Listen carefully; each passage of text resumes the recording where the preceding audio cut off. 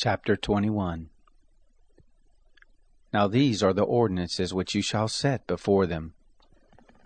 If you buy a Hebrew servant, he shall serve 6 years, and in the 7th he shall go out free without paying anything. If he comes in by himself, he shall go out by himself. If he is married, then his wife shall go out with him. If his master gives him a wife, and she bears him sons or daughters, the wife and her children shall be her master's, and he shall go out by himself. But if the servant shall plainly say, I love my master, my wife, and my children, I will not go out free, then his master shall bring him to God, and shall bring him to the door, or to the doorpost, and his master shall bore his ear through with an awl, and he shall serve him forever. If a man sells his daughter to be a maidservant, she shall not go out as the men servants do. If she doesn't please her master who has married her to himself, then he shall let her be redeemed. He shall have no right to sell her to a foreign people, seeing he has dealt deceitfully with her. If he marries her to his son, he shall deal with her after the manner of daughters. If he takes another wife to himself, he shall not diminish her food, her clothing, and her marital rights. If he doesn't do these 3 things for her, she may go free without paying any money. One who strikes a man so that he dies shall surely be put to death, but not if it is unintentional, but God allows it to happen. Then I will appoint you a place where he shall flee. If a man schemes and comes presumptuously on his neighbor to kill him, you shall take him from my altar that he may die. Anyone who attacks his father or his mother shall surely be put to death. Anyone who kidnaps someone and sells him, or if he is found in his hand, he shall surely be put to death. Anyone who curses his father or his mother shall surely be put to death.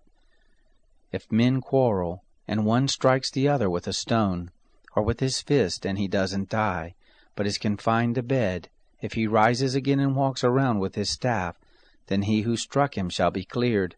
Only he shall pay for the loss of his time, and shall provide for his healing until he is thoroughly healed. If a man strikes his servant or his maid with a rod, and he dies under his hand, he shall surely be punished. Notwithstanding, if he gets up after a day or 2, he shall not be punished, for he is his property. If men fight and hurt a pregnant woman so that she gives birth prematurely, and yet no harm follows, he shall be surely fined as much as the woman's husband demands and the judges allow.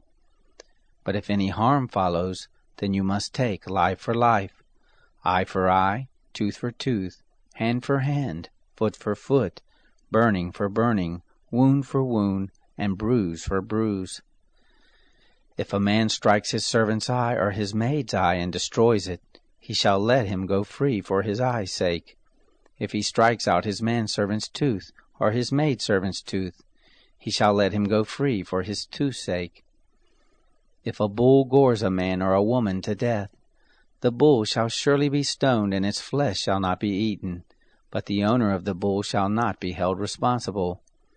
But if the bull had a habit of goring in the past, and it has been testified to its owner, and he has not kept it in, but it has killed a man or a woman, the bull shall be stoned, and its owner shall also be put to death.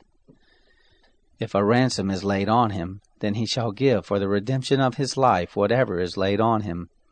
Whether it has gored a son or has gored a daughter, according to this judgment it shall be done to him. If the bull gores a manservant or a maidservant, 30 shekels of silver shall be given to their master, and the ox shall be stoned. If a man opens a pit, or if a man digs a pit and doesn't cover it, and a bull or a donkey falls into it, the owner of the pit shall make it good. He shall give money to its owner, and the dead animal shall be his. If one man's bull injures another so that it dies, then they shall sell the live bull and divide its price, and they shall also divide the dead animal. Or if it is known that the bull was in the habit of goring in the past, and its owner has not kept it in, he shall surely pay bull for bull, and the dead animal shall be his own.